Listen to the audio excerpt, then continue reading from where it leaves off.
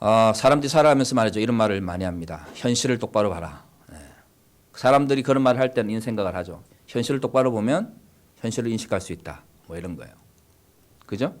우리는 현실을 똑바로 보기를 원합니다. 왜? 현실을 똑바로 봐야 문제가 해결이 되니까. 근데 문제는 우리가 현실을 똑바로 본다고 그래가지고 현실을 우리가 바로 이해할 수 있느냐라는 거예요.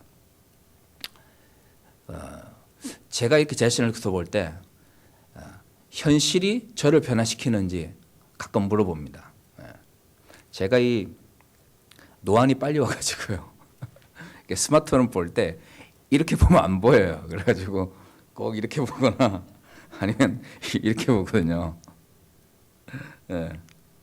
좀 눈 관리를 잘 했었어야 되는데 눈 관리를 못 해가지고 제 나이 또래에 비해서는 이제 눈이 좀 나빠요. 한참 근데 제가 이제 스마트폰 세대는 아니니까 스마트폰은 안 보면 되잖아요, 그죠? 뭐 답답하면 컴퓨터로 보면 되고. 그 문제는 이 성경이에요, 성경. 예전에 제가 성경을 조그만한 걸 들고 다녔어요. 편하고 읽기도 좋고 그러니까. 근데 문제는 이제 성경이 안 보이는 거예요. 근데 이제 예배 드리는데 성경을 이렇게 보거나, 그죠? 이렇게 보거나, 자, 오늘 성경 말씀은 이렇게 할 수는 없잖아요, 그죠? 근데 제가 이게 너무 이 성경을 큰 글자로 하는 거 바꾸기 싫은 거예요. 왜냐하면 가뜩이나 이제 나이 먹는 같은 느낌이 들어 싫은데 이 성경마저 큰 글자로 바꾸면 더 나이 드는 느낌이 들어가지고 그게 너무 싫었어요. 근데 현실이 뭐죠? 현실은 안 보이는 거예요. 그 문제는 현실 직시를 하면 노안이 왔으니까 어떻게 해야 되죠? 눈이 잘 보이는 걸로 해야 돼요. 뭐 수술을 하든 아니면 그 성경을 바꾸든 뭐 방법을 써야 되는데 사람 마음이라는 게 그렇지 않은 거예요. 현실은 노안이 왔는데 내 마음은 바꾸기 싫은 거죠. 그 사람이 현실을 직시할 때에 그 직시한다고 하는 것은 결국 내 욕망이 그 현실을 받아들일 준비가 되어 있을 때에만 그것이 직시가 되는 거죠. 아무리 현실이 우리 앞에 있어도 내가 그것을 받아들이기 싫으면 받아들이지 못하는 거예요. 믿음이라고 하는 것도 저는 마찬가지로 생각합니다. 많은 사람들이 예수 그리스도를 믿고 더 하나님께로 깊게 나가기를 원하지만 문제는 그 믿음이라고 하는 것이 어떻게 생겨나고 어떤 식으로 성장하는가에 대해서 사람들이 자꾸 잊어버리는 것이죠. 저는 하나님께서 우리에게 엄청나게 많은 것을 요구한다고 생각하지는 않습니다. 저는 하나님께서 우리에게 원하시는 것을 딱 하나만 꼽으라고 그러면 저는 하나님께서 우리에게 믿음을 요구하신다고 생각을 해요. 나머지는 그럼 교회가 요구하는 거예요. 왜? 교회는 믿는 자들의 공동체예요. 사람들은 필요로 하는 게 많아요. 그러니까 교회 공동체는 어쩔 수 없이 다양한 것을 요구할 수밖에 없습니다. 그런데 문제는 교회가 그것을 요구한다고 해서 반드시 하나님께서 그것을 요구하시느냐는 또 다른 문제라는 거예요. 제가 볼 때 하나님께서 우리에게 요구하시는 것은 우리가 얼마만큼의 믿음, 당신을 향한 얼마만큼의 신뢰와 확신을 가지고 있느냐이지 그 위의 것은 다 부차적인 거라는 거죠. 그것은 어쩔 수 없이 믿는 자들의 공동체 가운데서 필요한 것들 그리고 그렇기 때문에 요구되어지는 것들이지 믿음의 문제가 해결되지 않은 상태에서 즉 본질적인 문제가 해결되지 않은 상태에서 부차적인 것들의 문제를 먼저 집중하게 되면 궁극적으로는 현실을 직시하지 못하게 되는 거죠. 왜? 하나님께서 우리에게 원하시는 현실이라고 하는 것은 그리스도인으로서 삶을 살아가는 것인데 그리스도인으로서 삶을 살아가면서 가장 필요한 것은 결국 하나님께서 가장 원하시는 것을 쫓아가는 거예요. 그런데 우리의 삶 가운데서 요구되어지는 것들은 본질적인 것을 쫓아가는 것보다는 부차적인 것을 더 요구하게 되는 것이죠. 가장 좋은 것은 하나님께서 원하시는 믿음을 우리가 본질적으로 깨닫고 어떻게 하면 우리의 믿음이 더 성장할 수 있는가를 고민하는 거예요. 그런데 이제 한국교회 이제 모습을 보고 있으면 이게 참 쉽지가 않습니다. 오히려 부차적인 것이 더 많이 요구돼요. 오히려 부차적인 것, 교회가 요구하는 것을 막 쫓아가다 보면 어느 순간 이게 정말 하나님께서 원하시는 믿음의 문제인가에 대해서 잃어버리게 되는 것이죠. 물론 좋은 교회는 하나님께서 원하시는 믿음의 문제와 교회에서 요구하는 것이 일치가 되는 교회가 좋은 교회입니다. 하지만 또한 사람은 욕구와 욕망을 가지고 있기 때문에 하나님께서 원하시는 믿음의 문제를 끊임없이 고민하다가도 또는 눈에 보이는 외적인 것 또는 물질적인 것에 눈이 갈 수밖에 없는 것이죠.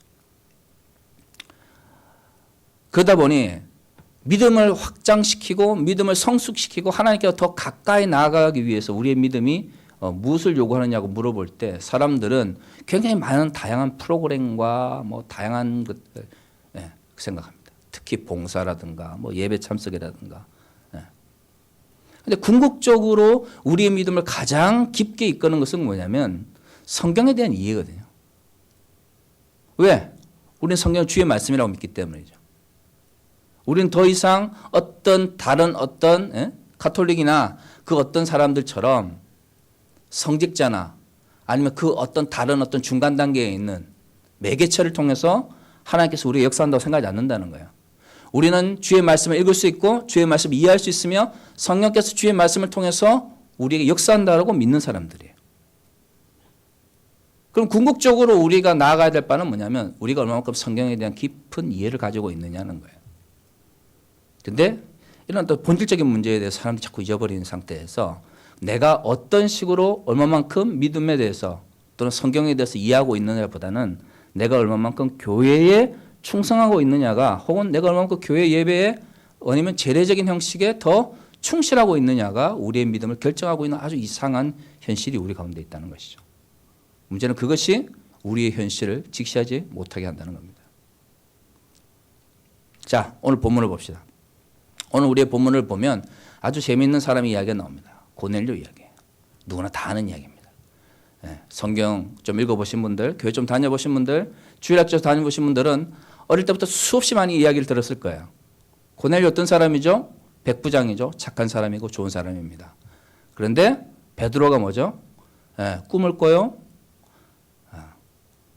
가증한 것들이 내려오죠. 못 먹습니다. 누가 이것을 가증하다고 했느냐?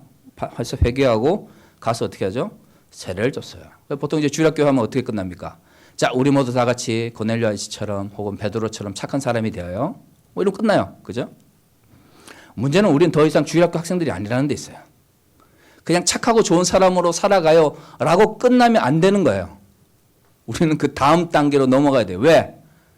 성경의 저자가 원래 이 이야기를 통해서 우리에게 전달하고자 하는 원래 핵심 주제가 무엇인지를 이제는 깨달을 때가 된 것이죠. 근데 문제는 우리가 이 성경을 볼 때에 이 성경의 저자가 무엇을 우리에게 말하려고 하느냐보다는 우리가 성경을 통해서 무엇을 얻고자 하느냐에 대한 욕망이 더 커요. 이야기를 할 때 말이죠. 대화를 할 때 이야기를 잘하는 사람들은 상대의 이야기를 듣습니다. 그죠? 제일 짜증나는 사람이 어떤 사람들이죠? 내 얘기 안 들어. 막 자기 얘기만 하고, 그죠? 상대가 뭘 이야기하는지 관심이 없어요.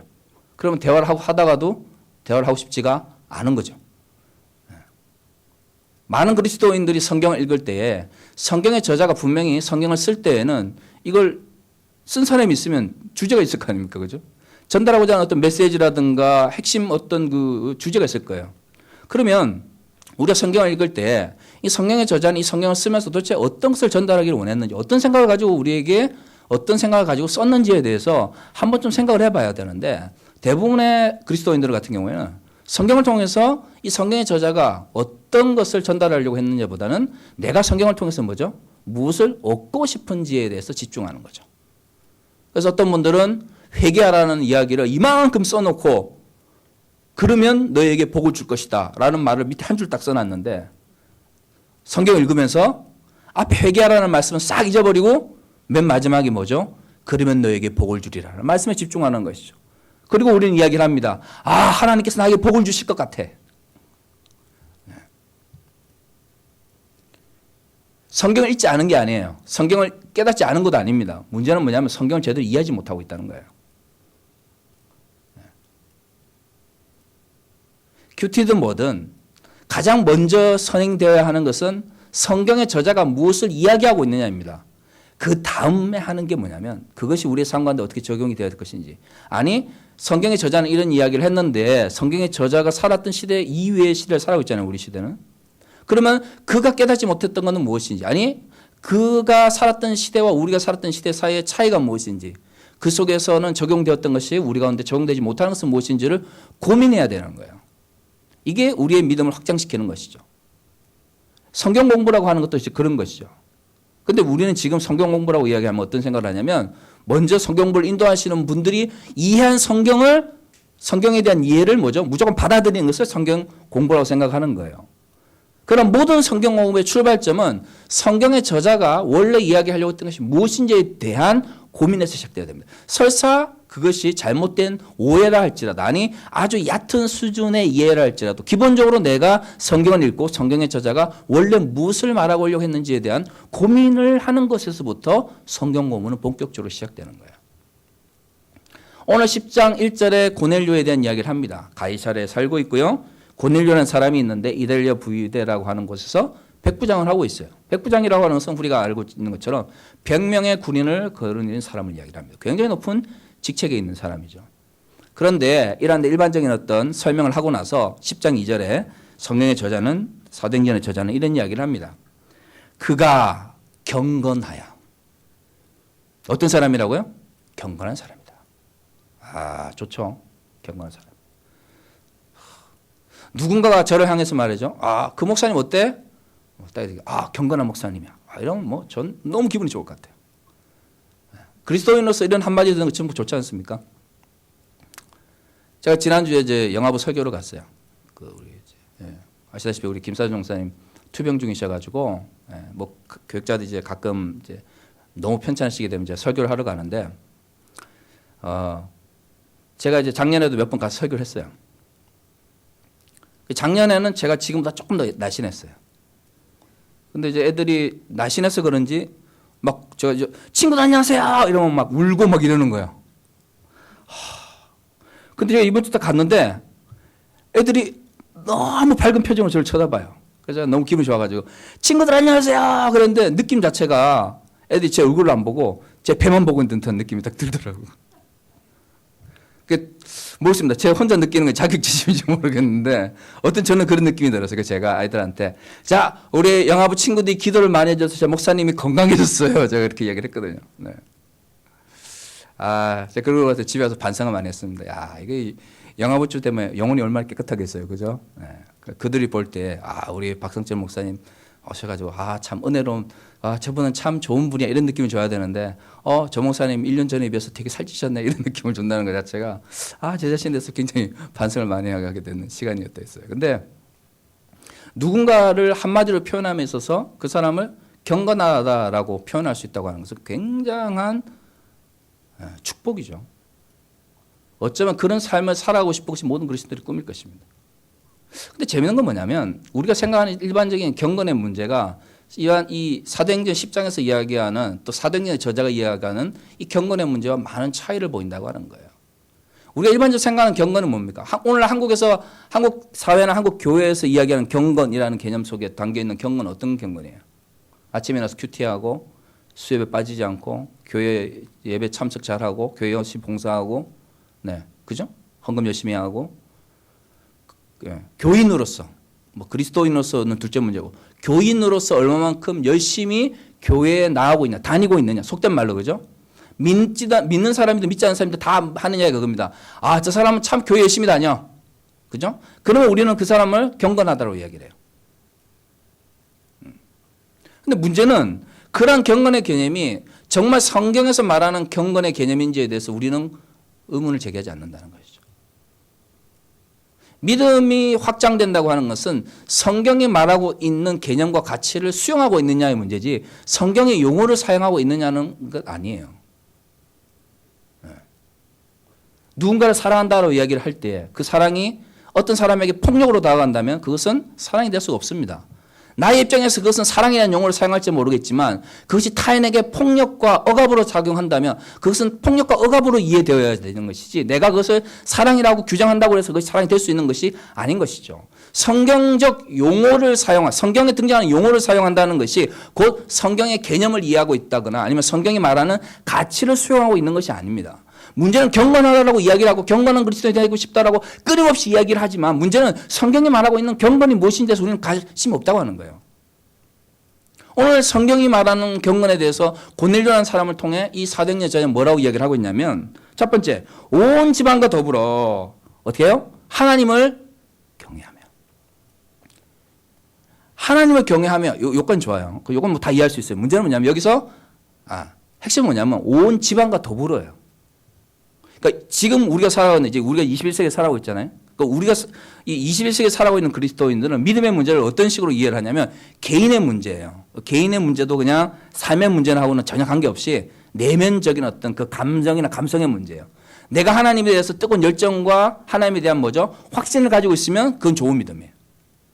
물론 믿음이라고 하는 것이 그런 부분이 분명히 존재하고 중요하다는 것 인정할 수 있습니다. 그 문제는 뭐냐면 기독교에서 말하는 믿음이라고 하는 것은 그저 내면에서 나는 믿고 있어 라고 하는 심리적인 것이 아니라는 거예요.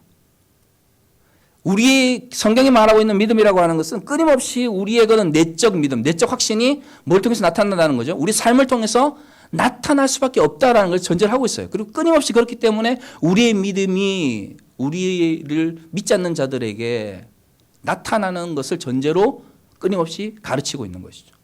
근데 문제는 어느 순간부터 특히 한국교회는 어느 순간부터 믿음의 문제를 개인의 심리적인 문제로 딱 제한시켜 버렸어요. 삶의 문제로 표현되든 되지 않든 중요하지 않아요. 중요한 건 뭐예요? 내적인 문제, 심리적인 문제로 제한된 상태에서 이 사람이 얼마만큼 재래적인 어떤 형식을 잘 지키느냐 이게 이제 경건으로 되는 거죠. 그러니까 어떻게 되는 거죠? 이 사람이 어떤 형식으로 가장 가까운 사람들에게 긍정적인 영향을 미치고 있는지 중요하지 않아요. 중요한 것은 얼마만큼 열심히 교회에 나오느냐죠. 얼마만큼 큐티 열심히 하느냐네요. 문제는 큐티 열심히 하고 교회 열심히 나오는데 그 사람이 만나는 가장 가까운 사람들에게 이 사람은 아주 나쁜 사람들이 되는 경우가 많은 거죠. 제 자신도 그렇습니다. 교회에서는 좋은 목사, 좋은 장로, 좋은 권사, 좋은 집사, 좋은 성도일지 모르겠지만 문제는 그들이 살아가고 있는 그들이 만나는 가장 가까운 사람들에게 과연 정말 좋은 아들, 딸인지 좋은 부모인지 좋은 할아버지, 할머니인지 좋은 손자, 손녀인지 좋은 친구인지에 대해서 우리는 더 이상 가르치거나 생각하거나 고민하지 않는 것이죠. 우리의 믿음은 그저 뭐예요? 우리의 심리적 상태 속에서 딱 갇혀 있고 내가 하나님을 향한 뜨거운 열정을 가지고 있고 내가 열심히 그것을 재래적 형태로 표현만 하면 나는 좋은 믿음이 되는 거예요. 근데 성경은 우리에게 뭘 이야기하고 있냐면 가장 가까운 사람들에게 긍정적인 영향을 미치고 있느냐. 그리고 그 온 집안과 더불어 하나님을 섬기는 어떤 경외하는 어떤 삶의 모습으로 나타나고 있느냐의 문제를 묻는 거예요. 내가 교회를 다니기 때문에 우리 가족들이 다 교회를 다녀야 된다 이런 이야기가 아닙니다. 여기서 말하는 어떤 그 온 집안을 더불어 경외한다고 하는 것이 생각해 보세요. 우리는 지금 가족 그러면 어떻게 합니까? 4인 가족을 이야기하죠. 엄마, 아빠, 뭐 아니면 3인 가족. 요즘은 이제 뭐 아들, 딸 필요 없다, 둘만 잘 살자 이런 것도 많으니까 부부 가족 또 많습니다. 문제는 이게 2000년 전에는 그런 가족의 개념이 아니라는 거예요. 특히 로마 사람들이 생각하는 이 파밀리아라고 하는 개념은 굉장한 대가족을 전제로 합니다. 그러니까 그 대가족 속에서는 이 주인 집을 중심으로 하는 하인들까지 다 포함하는 개념이에요. 그래서 때로는 주인 집에서 교회를 다니는 어떤 특정 종교를 가지면 하인들은 어쩔 수 없이 어떻게 하죠? 교회를 다니거나 신앙을 가질 수밖에 없는 경우도 많았었습니다. 반대 경우도 있었어요. 주인집은 로마 신들을 섬기는데 당시 로마에서 대부분 그리스도인들을 믿었던 사람들은 노예 계층들이 많았기 때문에 하인 계급들은 또 그리스도인들을 믿거나 이런 갈등들이 있었어요. 그러니까 대가족 내에서 모든 사람이 하나의 종교를 가지면서 생활한다고 하는 것은 당시의 구조 속에 당시의 어떤 가족 제도 속에서는 그렇게 참 쉬운 문제가 아니죠.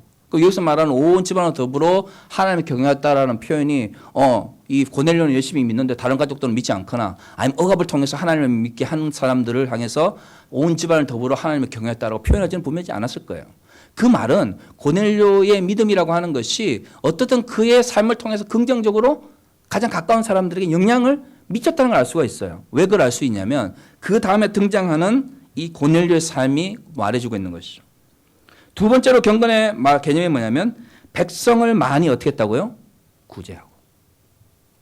재밌죠? 경건을 이야기하는데 뭘 이야기해요? 백성을 구제했다고 하는 거예요. 여기서 말하는 백성을 어떤 사람을 이야기하겠습니까? 가이사랴에 뭘로 왔다고요? 백부장으로 왔어요. 로마 군인의 백부장으로 왔어요. 그러면 뭘로 온 거죠? 통치자로 온 거예요. 그죠? 당시 로마는 이제 끊임없이 영토를 확장하고 있었고 식민지와 피식민지 관계 속에서 군대를 보냈으니까. 다시 말해 식민 지배자로 왔는데 그죠? 식민지에 있는 백성들의 중에서 어려움을 겪고 있는 사람. 구제를 도움을 필요로 하는 사람들을 어떻게 했다는 거예요? 구제했다는 거예요. 아는 사람을 구제했을까요? 가까운 사람들, 우리 그 백부장들하고 친한 사람들, 아니면 군인들 중간에 도움이 필요한 사람들, 이런 사람들을 도왔을까요? 그랬다면 분명히 밝혔겠죠. 백부장들, 이 백부장 안에 부하들에게 신뢰를 얻었더라. 그런데 사도행전의 저자는 고넬료한테 뭐라고 이야기하고 있습니까? 그가 백성을 어떻게 했다고요? 많이 구제했다는 거예요. 어느 순간 한국교회에서 구제의 문제는 믿음의 문제나 경건의 문제와 완전히 사라져버립니다. 그저 그냥 지나가다 어려운 누군가를 도움을 줬다면 아 나는 그리스도니까 오늘 착한 일을 했네 이렇게 생각을 하지, 누군가를 도움을 필요로 한 누군가를 도와주는 것이 경건의 문제라고 생각하지는 않아요. 경건의 문제라고 생각하지 않는 거죠. 경건하다 그러면 기도와 헌금 이거는 하나님께 드려지는 것 같고 뭔가 이렇게 경건한 것 같은데, 내가 누군가를 돕는 인간 하나님과의 관계성 속에서 이루어지는 뭔가는 거룩한 것 같고 뭔가 아주 희한한 것 같은데, 문제는 사람과 사람과의 관계성 속에서 이루어지는 어떤 일들, 여기에는 우리는 더 이상 그것이 경건의 문제라고 생각하지 않는다는 거예요. 한국 사람들이 가지고 있는 전통적인 의식 속에서 경건, 거룩함의 개념에 가장 깊이 있는 개념은 어떤 개념이겠습니까? 어머님들이 정한수를 떠놓고 장독대에서 어떻게 해요? 비면서 하는 거죠. 굉장히 많은 한국 사람들의 의식 속에서 샤머니즘이든 토테미즘이든 이런 것들이 이제 모여 있습니다. 경건이라고 하는 것은 특정한 공간이든 특정한 행위든 뭔가 어떤 특별해야 돼요. 우리의 어떤 삶 가운데서 어떤 초월적인 것과 연결했을 때 우리는 그것이 경건하고 거룩하고 뭐가 이루어져요. 사람들과의 관계성이 이루어지는 것들은 더 이상 그것은 경건과 거룩의 의미를 지니지 않습니다. 문제는 성경을 그렇게 보지 않는다는 거예요. 성경은 고넬료를 경건하다고 이야기할 때 그가 온 집안을 더불어 하나님을 경외했다는 것뿐만 아니라 그가 알지도 못하는 사람들, 그가 지배를 받고 있는 사람들의 어려움을 보면서 그들을 어떻게 했다고요? 많이 구제하였다라고 이야기를 하는 거예요. 그리고 세 번째로 나오는 것이 뭐냐면 하나님께 항상 기도하였더라. 항상 기도한다는 게 무엇입니까? 여러분들 뭐 이런 표현들을 자주 등장하죠. 항상 기도하라, 항상 기뻐하라, 쉬지 말고 기도하라. 어떻게 쉬지 않고 기도합니까, 여러분? 여기서 말하는 쉬지 말고 기도하라는 게 뭐 전통 유대인들처럼 말입니다. 걸어다니면서 블라블라블라블라블라 시장 바닥에 걸어다니면서도 그냥 하나님을 어쩌고 이렇게 하는 게 항상 기도하는 거겠어요? 어떻게 생각하세요? 여기서 말하는 성경에서 말하는 항상 기도하라, 아니면 쉬지 말고 기도하라고 하는 개념은 항상 하나님을 기억하라는 거예요. 기도라고 하는 것은 뭘 전제를 하고 있죠? 기도를 받는 대상과 기도를 하는 대상이 있는 거예요. 기도라는 그 둘 관계성 속에서 이루어지는 그것이 대화이든 요청이든 아니면 안타까움이든 눈물이든 그 관계성 속에 이루어지는 겁니다. 그러므로 기도하는 사람은 그 기도를 받으시는 분을 어떻게 할 수밖에 없죠? 기억할 수밖에 없는 거예요. 그래서 항상 기도하라고 하는 것은, 쉬지 말고 기도하라고 하는 것은 항상 하나님을 기억하라는 것과 같이 갈 수밖에 없습니다. 하나님을 기억하지 않는데 어떻게 기도해요? 그렇지 않습니까? 여러분 어려움을 겪을 때 왜 사람들이 기도를 제일 많이 하게 되죠? 어려움을 겪을 때 하나님을 제일 많이 기억하게 돼요. 왜? 내가 평소에 문제를 해결할 때는 큰 문제가 없어요. 근데 문제는 어려움을 겪게 되면 내가 안 되거든요. 그럼 내가 안 되면 할 수 있는 분이 또 갑자기 떠올라요. 이상하게. 평소에는 안 떠오르다가. 그 말은 기도라고 하는 것 자체가 항상 나의 기도를 들으시는 그 어떤, 그 하나님에 대한 기억, 하나님에 대한 그 어떤 것을 전제를 하고 있는 것이죠. 하나님을 경외하면서 많은 백성들을 돕고, 그리고 하나님을 기억했던 하나님께 기도했던 그를 사도행전 저자는 뭘 이야기하고 있다고요? 그를 경건한 사람이다 이야기를 합니다. 근데 더 재밌는 것은 뭐냐면 10장 4절에 천사가 나타나가지고 고넬료에게 이런 이야기를 합니다. 고넬료가 주목하여 보고 두려워 이르되 주여 무슨 일이니까? 천사가 이르되 내 기도와 구제가 하나님 앞에 상달되어 기억하신 바 되었으니. 하나님께 드려졌어요. 뭐가요? 기도와 뭐가요? 구제가 드려졌어요. 구제가. 하나님께서 우리에게 받으시는 것은 기도뿐만이 아닙니다. 하나님께서 우리에게 받으시는 헌금뿐만이 아니에요. 뭔가 11조를 내고 뭔가를 내고 하나님께 바치고 드리고, 네? 그게 하나님께 드려지는 게 아니라는 거예요. 하나님께서 뭘 받으신다고요? 우리의 기도를 받으시고요. 우리의 구조를 받으신다는 거예요.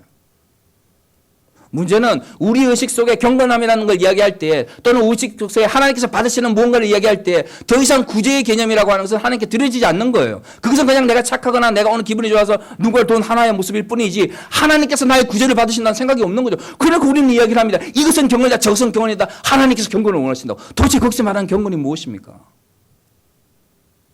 이웃에 대한 생각이 없는 그 어떤 도움을 필요로 하는 자들에 대한 어떤 안타까움이 없는 그 경건이라고 하는 것이 도대체 한국교회에서 말하는 그 경건이라고 하는 것이 도대체 어떤 의미를 가지고 있는 거냐는 거예요. 마태복음 25장에 예수께서 말씀하셨습니다. 양과 염소의 비유를 통해서 지극히 작은 자에게 베푼 그것이 나에게 베푼 것이라고 이야기했습니다. 지극히 작은 자에게, 거기서 말하는 지극히 작은 자가 뭐였었어요? 감옥에 갇힌 자였죠. 배고픈 자였죠. 헐벗고 굶주린 자였습니다.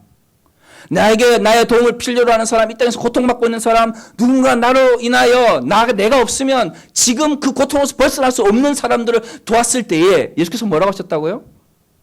곧 예수께서 하셨다라고 했어요. 기독교는 초기부터 누군가의 도움을 주고 누군가에게 도움을 받는 그 관계 속에서 이루어지는 것들을 굉장히 중요하게 생각했고요. 나의 도움을 필요한 자에게 도움을 줄 때 그것이 단순히 내가 착하기 때문에 아니 그리스도인으로서의 어떤 윤리적 삶의 문제가 아닌 하나님께서 그 구제를 받으시고 하나님께서 그 선행을 받으신다라고 분명히 가르치고 있어요. 문제는 우리가 그것을 경건이라고 생각하지 않는다는 거예요. 예수께서 말씀하셨습니다. 사람들이 묻죠. 무엇이 구약에 있는 가장 큰 가르침입니까? 율법입니까? 하나님을 사랑하고 내 이웃을 내 몸같이 사랑하라. 근데 그 말씀 하시기 전에 예수께서 선한 사마리아의 비유를 하십니다. 선한 사마리아인의 비유의 핵심이 뭐예요? 뭐 누구는 지나가면 누구는 지나고 다 나쁜 사람들. 그걸 말하기 위해서 그 이야기 비유를 하셨나요? 아니죠. 그 비유의 핵심은 뭐냐면 결국 강도 맞는 자의 이웃이 누구냐를 예수께서 제자들에게 가르치기 위해서 그 비유를 하신 거예요. 그 관계 속에서 이루어지는 이웃의 관계는 어떤 거예요? 도움을 필요로 하는 사람과 도움을 줄 수 있는 사람이 뭘로 이어져 있는 것이죠? 이웃이라고 하는 관계성으로 이어져 있는 것입니다. 하나님을 기억하여 하나님에 대한 뜨거운 열정을 가지고 있는 것 못지않게 그것이 우리의 삶 가운데서 우리의 이웃과 우리의 삶과 우리와 함께 살아가는 사람들 속에서 어떻게 나타나는지를 분명히 성경이 말하고 있습니다. 그리고 그것을 가르쳐서 경건이라고 이야기를 해요. 근데 문제는 기도와 구제가 하나님께 드려지는 거다라고 이야기를 하고 있는데 문제는 어느 순간 구제 부분은 빠져버리고 한국교회에서 가장 중요한 것은 하나님께 드려지는 것은 기도와 헌금이에요. 하나 더 드려지면 예배. 그죠? 물론 헌금이 하나님께 드리지 않는다는 이야기가 아닙니다. 예배가 하나님께 드리지 않는다는 이야기가 아닙니다. 하지만 헌금이든 예배든 이것은 넓은 의미에서 보면 하나님을 기억하는 행위예요. 헌금이라고 하는 것은 기도라고 하는 것은 우리 입술로서 하나님을 어떻게 하는 것이죠? 드리는 거죠. 우리 입술로서 우리의 마음과 우리의 영혼을 하나님께 드리는 행위가 기도입니다. 하나님을 기억해서. 헌금이라고 하는 것은 말이에요. 우리가 자본주의 속에서 살고 있잖아요. 우리는 돈이 없이면 움직일 수 없는 사회에서 살고 있어요. 그렇기 때문에 뭘로 우리의 마음을 드리는 거죠? 헌금, 물질 혹은 돈이라는 형태로 하나님께 드리는 거예요. 결국 헌금에서 가장 중요한 것은 뭐냐면 내가 얼마만큼 많이 드렸냐가 아니라 내가 하나님을 기억하여 드렸냐 하는 거예요. 문제는 자꾸 하나님께 얼마만큼 드렸냐에 자꾸 사람들이 집중을 하는 거죠. 그 헌금을 드릴 때 내가 하나님을 정말 기억하고 있었는지 하나님께서 나에게 물질을 주시고 나에게 생명을 주시고 나의 삶을 인도하셨다는 걸 기억하고 있는지 그게 정말 중요한 건데 점점 사람들이 생각하는 것은 이 사람은 얼마만큼 드렸대. 이 사람 11조를 얼마만큼 드렸대. 이 사람 감사한금을 얼마만큼 드렸대. 헌금이라고 하는 것은 구태현 다른 사람과의 관계성 속에서 생각 안 해도 되는 거거든요. 그렇잖아요. 기도를 내가 하나님께 기도할 때 내가 다른 사람보다 내 기도를 좀 더 많이 하고 적게 하고 이런 거 신경 쓸 필요가 있어요, 없어요? 없죠. 진짜 하나님을 기억해야 되는 것은 기도할 때와 헌금할 때예요.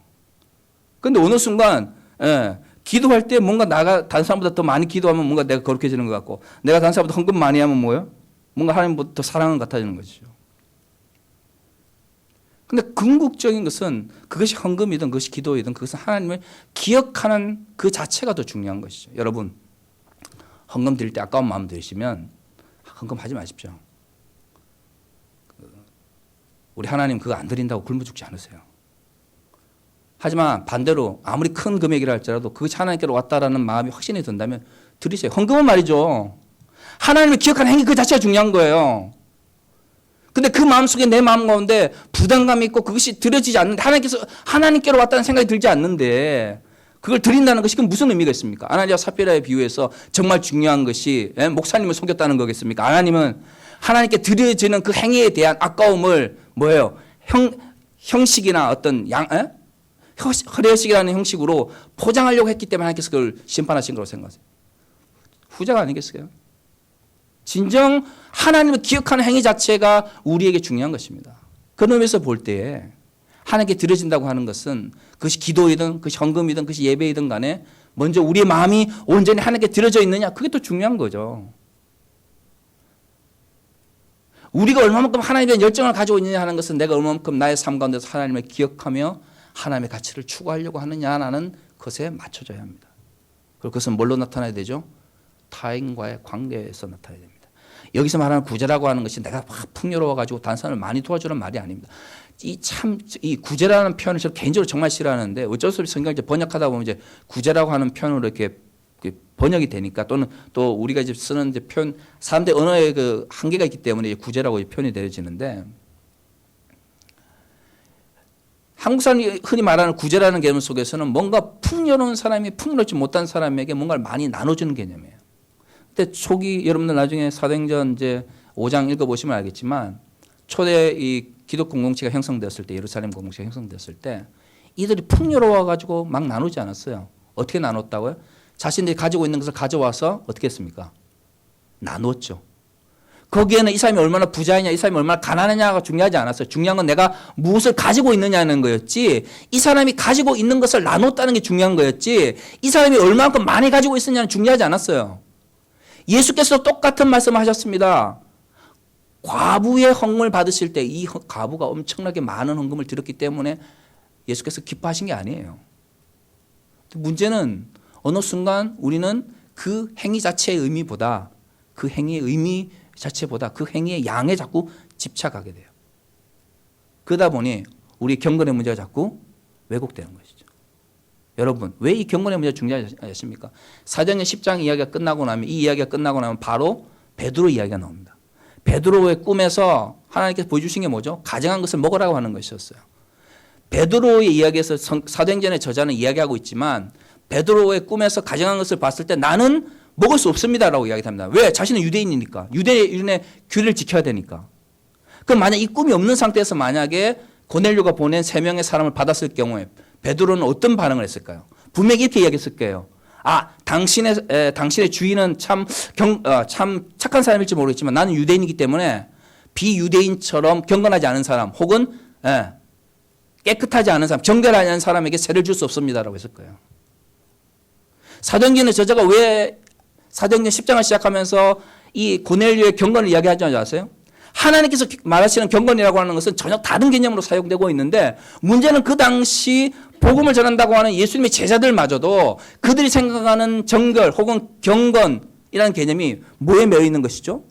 율법적인 것에 매여 있는 거예요. 나는 유대인이기 때문에 정결하고 나는 유대인 때문에 경건하고 나는 유대인이기 때문에 어떤 개판의 삶을 살든 하나님께서 다 받으시는 거예요. 문제는 그러지 않은 비유대인들은 아무리 그들의 삶이 하나님 보시기에 아름답다 할지라도 그들은 정결하거나 경건하지 못하는 거죠.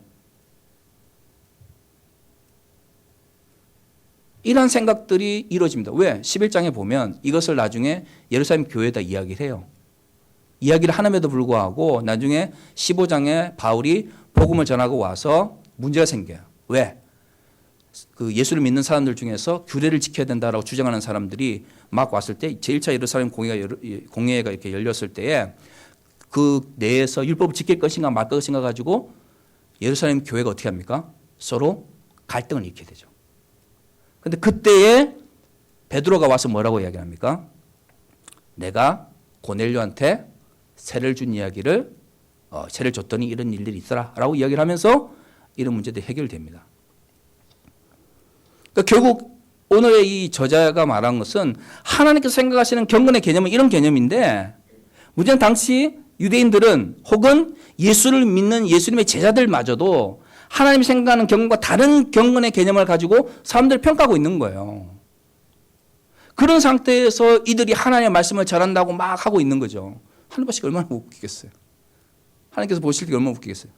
하나님 더 이상 이 사람이 유대인이냐 비유대인이냐 생각하지 않으시고 이 사람의 삶을 통해서 경건의 개념을 생각하고 계시는데 이 예수님이 제자라고 하는 사람들이 여전히 복음을 전한다고 하면서 하는 이야기가 나는 유대인이고 그렇기 때문에 정결한 것을 지키고 가정한 것을 먹을 수 없습니다라고 이야기했을 때, 또는 제 1차 전도 여행을 하면서 복음을 전하면서 이방인들이 돌아온 것을 보면서도 여전히 예루살렘에 있는 사람들이 어떻게 이방인들에게 세를 줬습니까라는 그런 정말 말도 안 되는 것 가지고 고민하고 갈등하고 있을 때에 도대체 하나님께서 얼마나 그들의 삶을 우습게 보시겠어요.